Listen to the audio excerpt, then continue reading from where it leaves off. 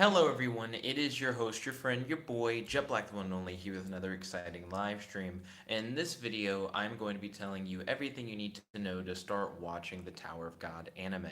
I do want to start this video off by just giving a quick warning. It's also in the title.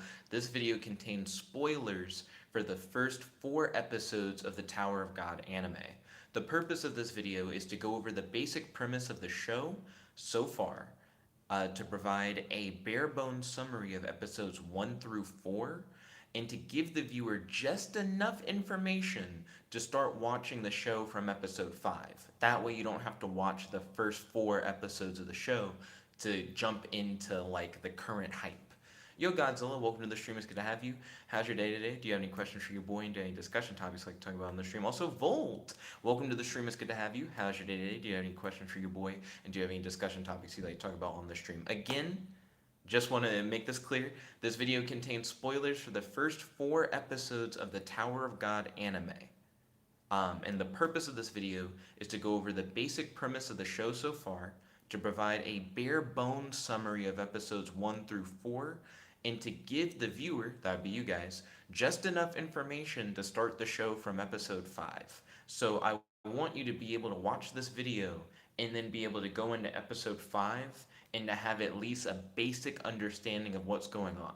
So I don't expect you guys to know everything that's going on, but to be able to walk into it feeling somewhat familiar, just in case you don't have enough time to binge the first 4 episodes, but you want to ride the current hype wave of the anime.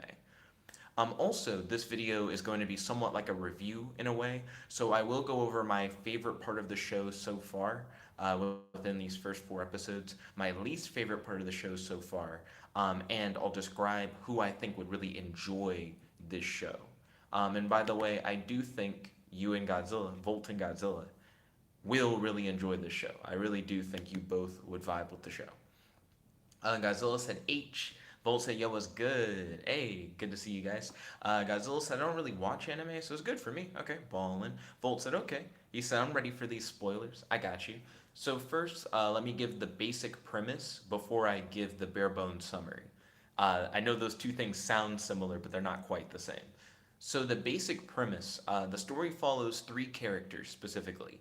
Bam, who's the lead character, Kun, and Rock, as they travel to the top of the Tower of God. The trio has to overcome a series of tests before they can climb the tower. The testers are known as rankers, who are people who have made it to the top of the Tower of God and learned how to harness a mysterious power called Shinzu. And essentially, anyone who reaches the top of the tower is gifted anything they desire. So essentially, that's like the basic premise. So if you just wanted to know what the show is about, it's just about 3 guys trying to get to the top of the tower so that they can essentially get anything they want. Next, I'm going to go over the bare bones summary of what the show is about. So I hope you guys are ready. Uh, Let's see. Godzilla said Shinzu sounds like some sort of anime magic. That's very accurate. Shinzu is anime magic. It looks kind of like glowing water energy or whatever, and they describe it as having like an unlimited potential.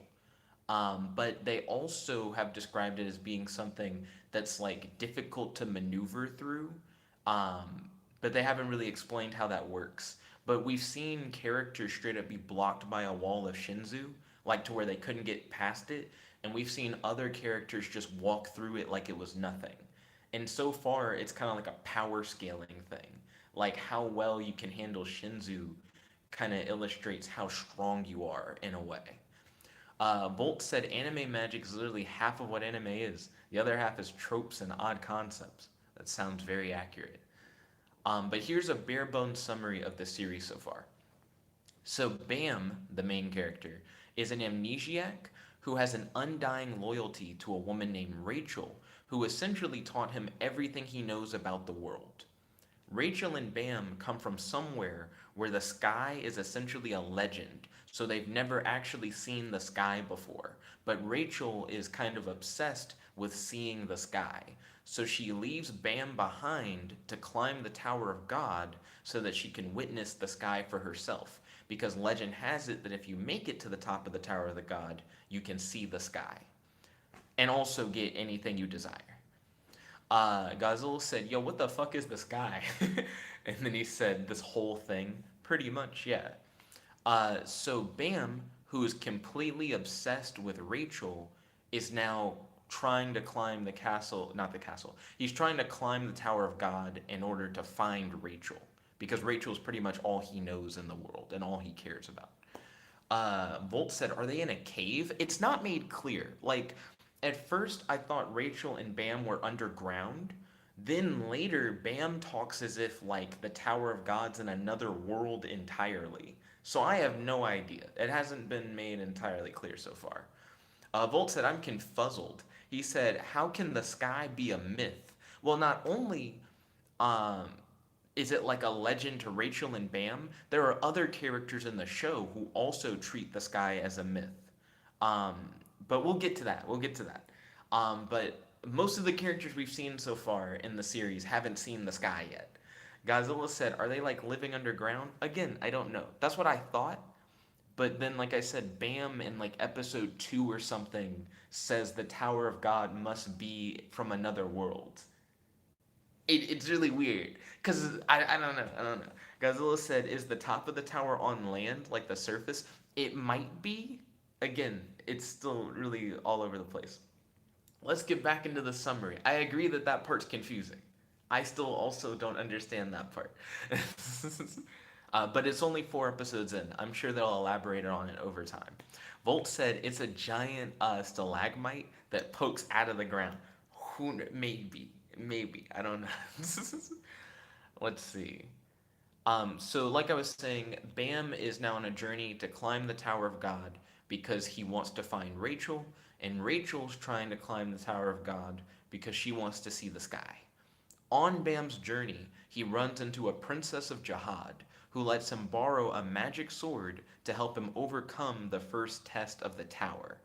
Now, the magic swords that are possessed by the princesses of Jahad are called ignition weapons, and they're essentially extremely powerful weapons. King Jahad is the guy who resides on the top of the Tower of God, and he bestows his ignition weapons to all his princesses of Jahad, which sounds more like a title. I don't think they're like related by blood. Like I don't think they're like the daughters of of the King of Jahad. I think the King of Jahad just goes, "Hey, you're cool. You're my princess. Here's a sword." Again, a lot of this is yet to be explained. It's only 4 episodes in, but that's my understanding of it so far. Let's see. Godzilla said, "So guns." Well, I don't think the ignition weapons are guns. The name definitely makes it sound like that, but they're more like magic swords. We've seen them do weird magic stuff, but it's not the same magic as Shinzu, because Shinzu looks like glowing water energy, and the magic swords kind of seem more unique. Volt said, "Is the type of thing where only the ones that don't really care about seeing the sky are the ones that can lead the way or some shit." I don't know. We'll see. Godzilla said lightsabers. Better than lightsabers. Like, you know how in Bleach they have like magic swords that each have their own special abilities? I think it's closer to Bleach, the way that the ignition weapons work. Because so far they've all been swords and they've all had some magic ability. I don't remember what the swords in Bleach are called. It's been so long since I've seen anything from Bleach. Volt said, "I'm gonna have to check it out for sure." Godzilla said, "I don't watch Bleach." Bleach is apparently coming back. But anyways, enough about Bleach. Let me keep going with this brief overview because I only have until 8:30 Central Daylight Time to finish the stream. Let's see. Godzilla said, "Edgy joke time." Woo. He said, "I drink bleach." Bolt said, "Godzilla, you gotta get into anime." He said, "You'll love the concepts." Okay. So Bam is unexpected. I don't know. I can't talk. Bam is unexpectedly teleported away to the next test after he passes the first test. So now the Princess of Jahad he met is on a journey to find Bam and get her sword back. That's a plot detail that comes up in like the first two episodes, but episodes 3 and 4 don't talk about it very much at all. But I imagine soon that Princess of Jihad's gonna roll up and be like, "Where's my sword, though?" So we'll get to that, but we haven't gotten to that yet. Okay, so Bam in his next test meets an alligator guy named Rock. And Rock calls everyone a turtle, and he wants to fight Bam because Bam has an ignition weapon. He's like, "Ooh, you have a really strong weapon." Rock is very simple minded. He likes to fight, and he wants to become as strong as possible. And he believes that fighting people with strong weapons is the best way to become as strong as possible. Godzilla said, "My friend has kind of gotten me into some episodes of Sword Art Online, but not really." And then Godzilla said, "Alligator guy." He said, "That sounds good. That's why I thought you'd like it, Godzilla. I imagined you'd be hype about the alligator guy." And he's one of the main trio members. I know Godzilla loves his alligator people. Uh, so Bam also meets this guy named Coon. And Coon is one of my favorite characters so far. But he's also one of the only characters who I think has a super compelling backstory out of the trio.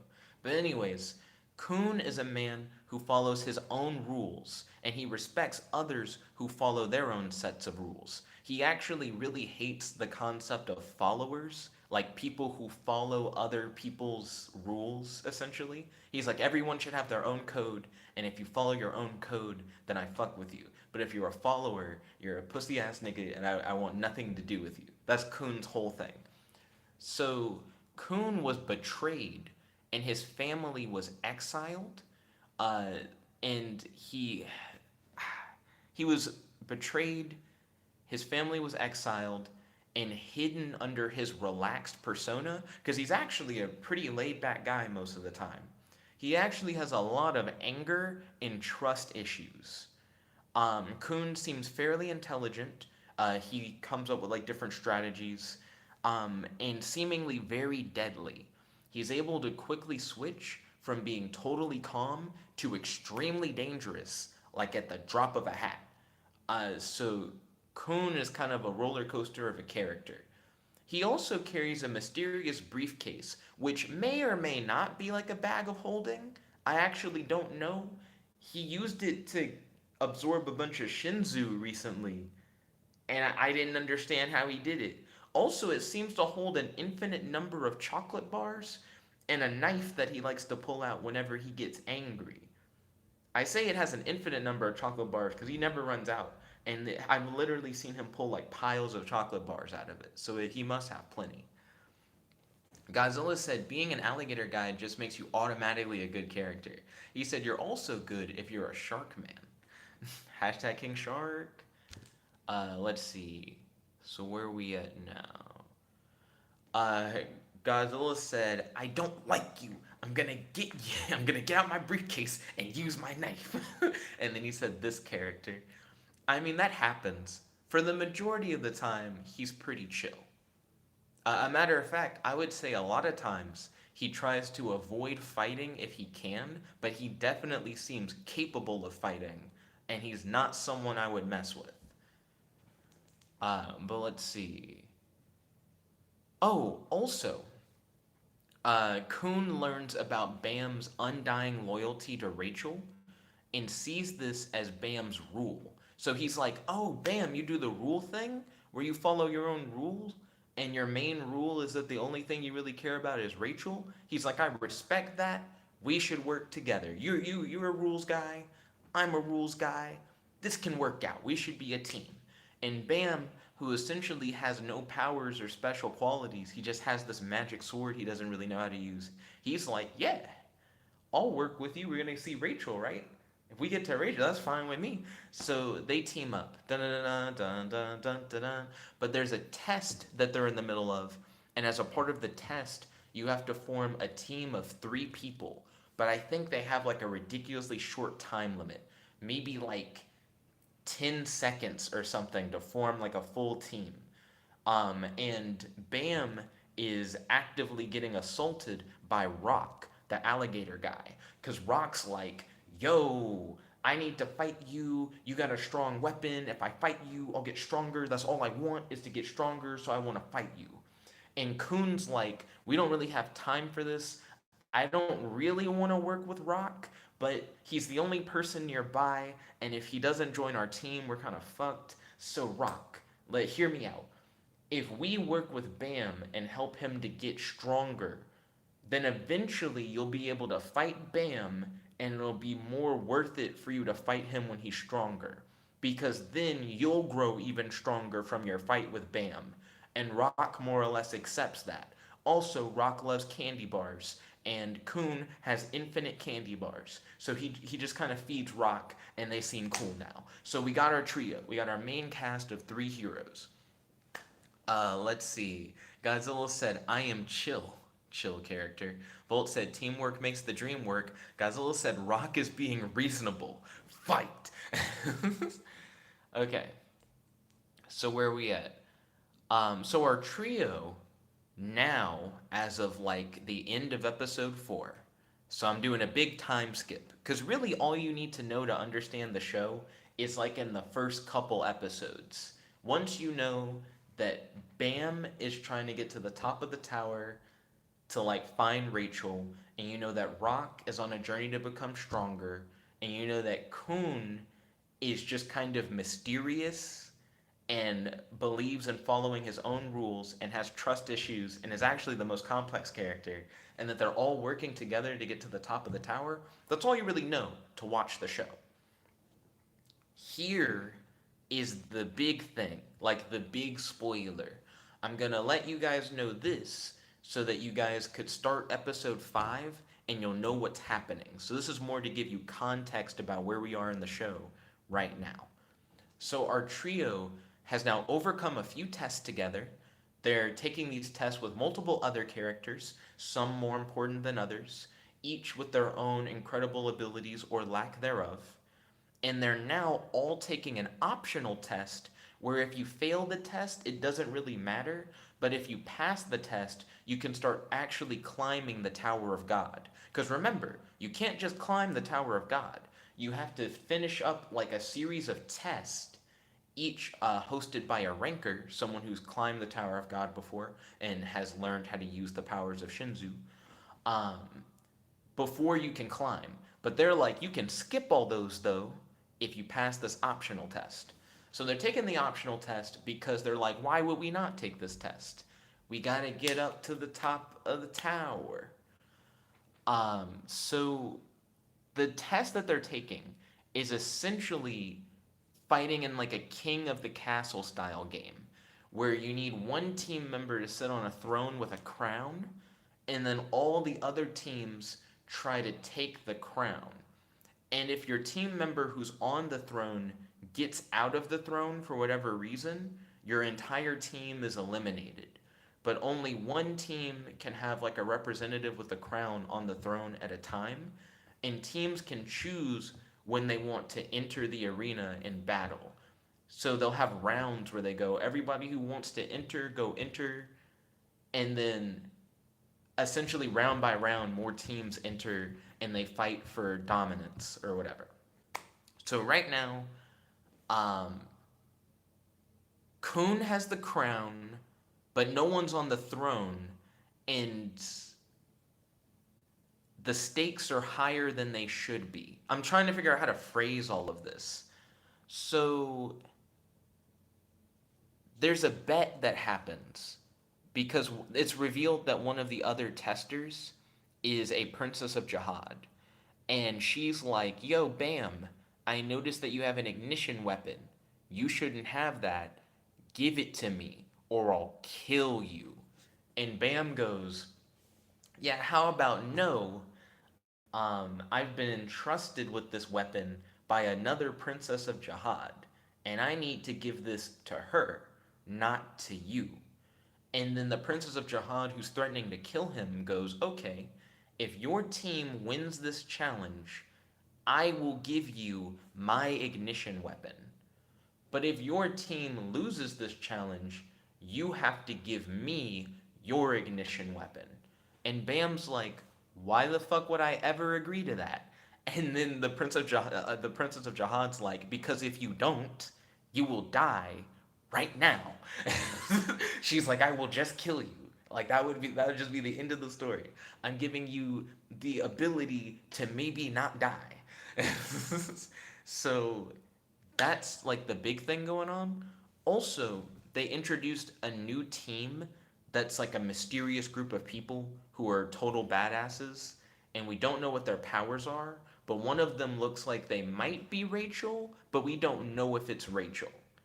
And that's what's currently happening in Tower of God. So if you guys want to get caught up on Tower of God, that's what you need to know. You could start episode 5, and I think you'd get a good idea of what's going on. I think you'd understand everything. But I want to know if you guys have any questions. Let me know if you have any questions about Tower of God. So let's see. Where are we at? Volt said Godzilla should make a reptilian species of some sort for Heart of Heroes, to be honest. I agree. I'm surprised Godzilla hasn't done that already. Godzilla said, I'm gonna go see the sky. I hope it's blue and filled with white stuff. Rachel. That actually is very close to what she says in the show. In the show, she more or less says, like, I've heard that that the sky is filled with like bright lights called stars or something. She talks about it as like a nighttime thing, but she wants to look up at the stars in the sky or whatever. So what you said actually is pretty close. Volt said of Godzilla said reptilian species. Okay, and then he said Kaiju Kun. Godzilla said the starter guide was sponsored by Crunchyroll. Believe it or not, I wanted to find some kind of thing on Amazon that I could do like an affiliate link for, but I just didn't have a lot of time.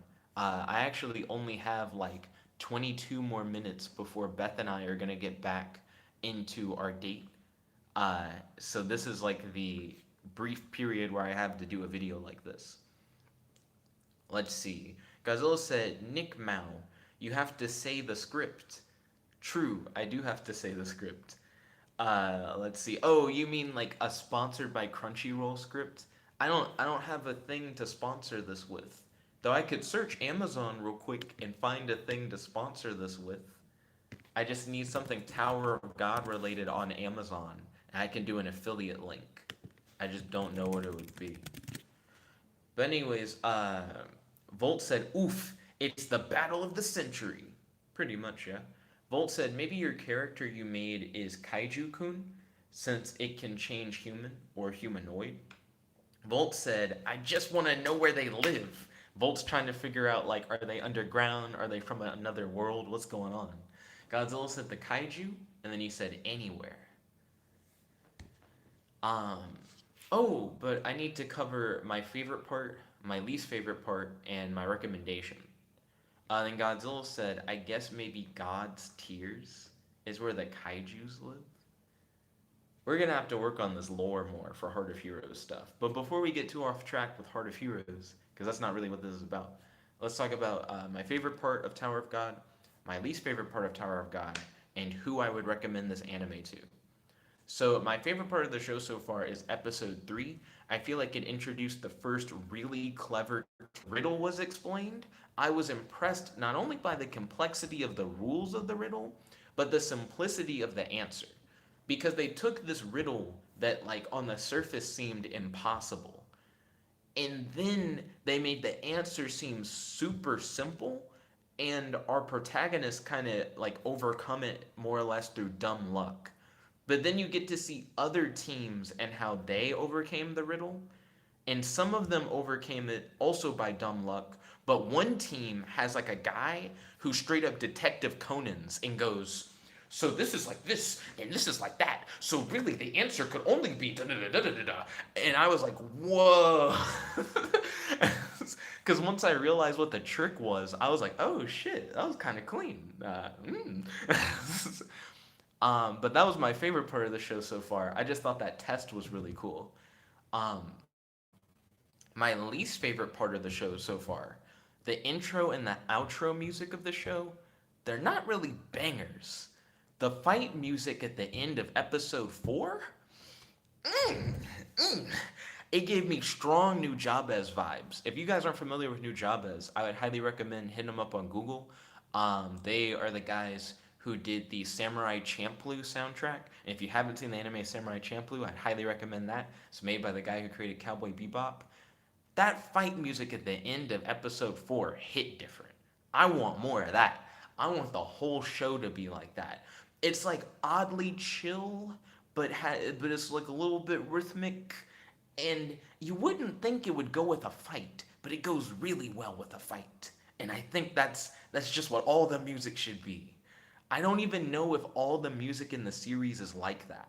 I just specifically know that at like the end of episode 4, it had me feeling some kind of way. I was like, okay, okay. I was like, I can vibe with this. Um, and then here's my recommendation. If you like Hunter x Hunter, if you don't mind subbed anime where you have to read the screen, if you like the Chunin exam arc of Naruto, if you like seeing superpowered characters overcome challenges using their wits, then I would definitely recommend Tower of God. And that's my recommendation. Let's see. Volt said, best part of Tower of God is how it's a damn mystery where they live. Godzilla said, where the hell do they live? He said some really big apartment building. And then Godzilla said, Then Godzilla said, those were like big news. And then Volt said, yep, it's a big apartment building. So I actually do. Volt said, big news, big news. So real quick, I'm gonna end this stream, and then I'm gonna do a very brief writing vlog, like an extremely brief writing vlog, because I just don't have a lot of time otherwise. Well, fuck, I may not do a writing vlog because I need to do the comic book review, and if I don't do the comic book review now, I'm gonna get behind because I need to do them daily because there's a new comic coming out every day. So I'm gonna do the comic book review, and the writing vlog might be like late. Like I might really late tonight do a writing vlog, or just do a writing vlog at some point tomorrow when I have more time. So stay tuned for that. Stay tuned for the comic review, which I'm gonna do right after this. I'd like to thank you all for watching. If you guys like this video, make sure to smash that like button, favorite, comment, subscribe, and ding ding ding, ring the notification bell to be notified whenever you do these live streams. Your friend, your boy, Jet Black the one and only, logging out. Stay tuned. We got the writing vlog. Not the writing vlog, fuck. We have the comic review coming up right after this. Peace. Chickadee guy.